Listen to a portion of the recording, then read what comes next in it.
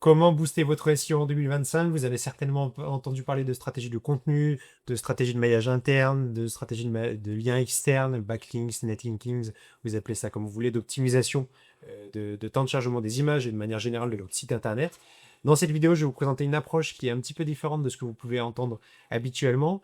Une approche qui, pour moi, dans les années à venir, va prendre le pas sur le SEO, on va dire plutôt traditionnel de contenu, même si il va pas totalement disparaître du jour au lendemain, ça c'est clair et net, mais c'est une approche qui s'inscrit dans la dynamique dans laquelle aujourd'hui on consomme, les visiteurs, les utilisateurs consomment sur Internet. Euh, Aujourd'hui, les utilisateurs et les gens de manière générale n'ont pas le temps de lire par exemple des gros paragraphes sur le site Internet pour vendre, pour vanter les mérites de vos produits. Ce qu'ils veulent, c'est avoir l'information rapidement.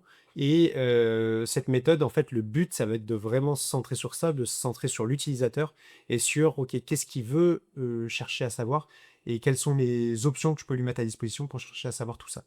Présentation de la solution, présentation de l'outil. On va utiliser des simulateurs et configurateurs interactifs.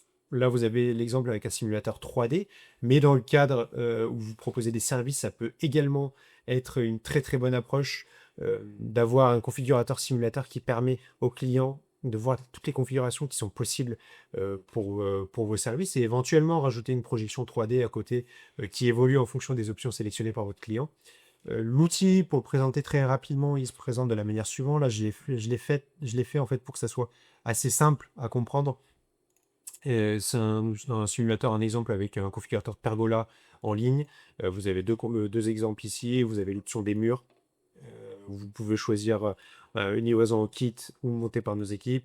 Vous avez une adresse de livraison que vous pouvez renseigner si vous souhaitez. Et vous avez un prix qui est évolutif. Ça, c'est un élément très très important. Et vous avez derrière la possibilité de demander un devis. Pourquoi, du coup, quel est l'intérêt en fait d'avoir un simulateur comme celui-ci sur votre site internet? L'intérêt, pour moi, il est triple. Il y a 3 points essentiels. Le premier point, c'est d'un point de vue SEO. D'un point de vue SEO, on sait qu'une des métriques de Google, ça va être le temps passé sur votre site internet et votre capacité à retenir les utilisateurs sur votre site internet. Un utilisateur qui arrive sur votre site internet et qui s'en va tout de suite, c'est très mauvais signe pour Google. Ça veut dire qu'il n'a pas trouvé la bonne information. Il va vous faire redescendre dans les classements, pour faire très simple. Si en revanche il trouve la bonne information, ça veut dire que potentiellement il va rester un petit peu. C'est comme ça que Google capte ce signal-là. Il reste sur votre site internet. Éventuellement, il navigue entre les pages. Ça veut dire que là, vous avez une bonne arborescence de contenu qui permet aux utilisateurs de trouver les bonnes informations au bon moment.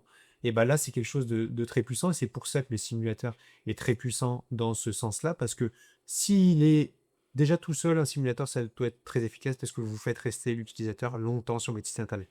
Derrière, vous avez la possibilité de connecter des ressources connexes à ce simulateur, donc une FAQ, éventuellement des photos de réalisation, une vidéo complémentaire, et toujours avec la possibilité de revenir très facilement sur le simulateur. Si vous donnez cette possibilité-là sur votre site internet, et ben tout simplement l'utilisateur, il sait qu'il a des simulateurs comme, on va dire, cœur de prise de décision, on va dire, et toutes les ressources autour vont lui permettre d'affiner en fait. Par exemple, sur le choix des murs, vous pourriez faire, pour donner un exemple concret sur ce simulateur, vous pourriez faire un blog sur les différents types de murs, les contraintes, les avantages, etc. Et donc là, il sait que, ok, par exemple, le rideau latéral, je peux le choisir dans telle condition. Ça, c'est le premier avantage purement SEO. Le deuxième avantage, pour moi, il est business, plutôt orienté sur vos équipes commerciales. Vos commerciaux vont gagner énormément de temps. Sur deux aspects. Le premier aspect, c'est un aspect purement technique. Vous avez la possibilité sur ce type de simulateur d'automatiser certaines choses. Euh, C'est-à-dire que là, quand le client il a choisi sa configuration, il clique sur demander un devis, vous avez la possibilité de soit envoyer le devis de manière automatique au client, ça vous évite de le générer. Je sais que certaines entreprises préfèrent quand les commerciaux ont un premier échange avec les prospects, mais vous avez également du coup la possibilité de simplement récupérer les informations de contact du prospect pour qu'il soit recontacté. Euh, et que lui reçoive en échange la configuration de sa pergola, par exemple dans notre cas, par mail.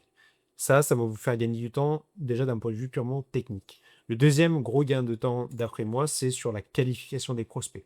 Les prospects, vos équipes commerciales, elles vont passer moins de temps à réexpliquer ce qu'est votre offre, ce qu'est votre service, ce que vous vendez, les différentes configurations possibles, éventuellement les normes associées. Parce que en fait, tout ce pré-filtrage aura été fait par le biais du simulateur, la porte d'entrée en fait de votre tunnel de vente. Et en fait, ça va vraiment faire gagner du temps à vos commerciaux qui vont passer plus de temps sur vraiment des tâches à forte valeur ajoutée, c'est-à-dire contacter des prospects qui ont déjà eu une idée potentiellement du prix, qui savent déjà, qui ont pu affiner ce qu'ils souhaitaient comme type de produit, comme typologie de produit, comme typologie d'offre.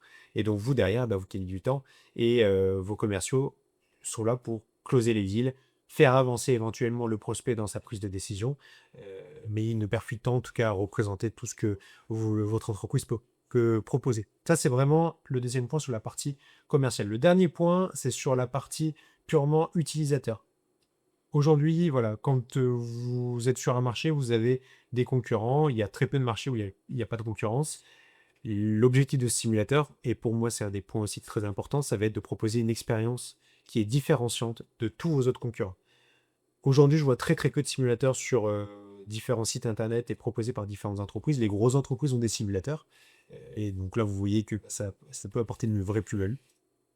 Et donc ça, ce point-là, c'est dans le regard du prospect, l'expérience utilisateur qu'il va avoir sur votre site internet, ça va le marquer et il va vouloir rester dans ce qu'il connaît. C'est-à-dire que par exemple, sur une prise de décision où vous allez devoir parler à des décideurs, où votre prospect potentiellement va devoir convaincre un patron, etc., d'investir dans votre solution, et ben là, c'est le site internet avec le simulateur qui va retenir son attention parce qu'il a la possibilité d'y retourner, de l'envoyer éventuellement à son patron, qu'il puisse regarder ensemble les configurations possibles. Et ça va accélérer la prise de décision et diminuer le temps des cycles d'achat. Voilà, donc ça, c'est pour moi, c'est les 3 critères qui sont hyper importants dans cette approche et qui peuvent non seulement booster votre SEO, mais si vous avez déjà de la traction commerciale, ça peut également favoriser en fait toute cette démarche de conversion de vos prospects.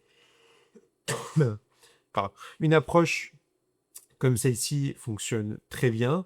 Bien sûr, d'un point de vue SEO, aujourd'hui en tout cas, c'est toujours le cas. Il faut toujours coupler avec de la stratégie de contenu, du maillage interne, euh, des bonnes références, des liens, un petit peu de liens externes, même si les liens externes ou backlinks, pour moi, c'est de moins en moins la priorité. Voilà, parce qu'il y a des outils qui sortent sur Google, des algorithmes qui sortent un petit peu différenciants, notamment la capacité aujourd'hui de Google de bien comprendre non seulement de la donnée textuelle, mais aussi de la donnée image et de la donnée vidéo. Et ça, aujourd'hui, c'est aussi un des points importants d'un point de vue SEO, c'est votre capacité à avoir ces différents vecteurs, images, vidéo et texte, qui vont faire aussi la différence. Donc, pour moi, cette stratégie, elle ne doit pas se substituer en fait aux autres stratégies de contenu, etc. Et les basiques, on va dire, du SEO. Mais par contre, c'est vraiment un point pour moi qui peut être différenciant et qui peut déjà doper votre SEO, ça c'est clair et net. Et en plus, si vous avez déjà de l'attraction commerciale, c'est beaucoup plus facile par exemple, de renvoyer des prospects avec qui vous avez déjà échangé sur votre simulateur. Euh, Éventuellement, vous discutez par le biais d'un autre canal d'acquisition, mail, LinkedIn, etc. Vous avez la possibilité de renvoyer les gens vers votre simulateur. C'est bien plus intéressant pour les utilisateurs d'aller sur un simulateur comme celui-ci que d'aller par exemple sur un blog, une page blog traditionnelle. Voilà, j'espère vous avoir éclairé dans cette vidéo. N'hésitez pas, si vous avez des remarques et des commentaires à faire sous cette approche et sous cette méthode, à laisser un petit commentaire. Abonnez-vous et on se retrouve très vite dans une prochaine vidéo. Merci et à bientôt.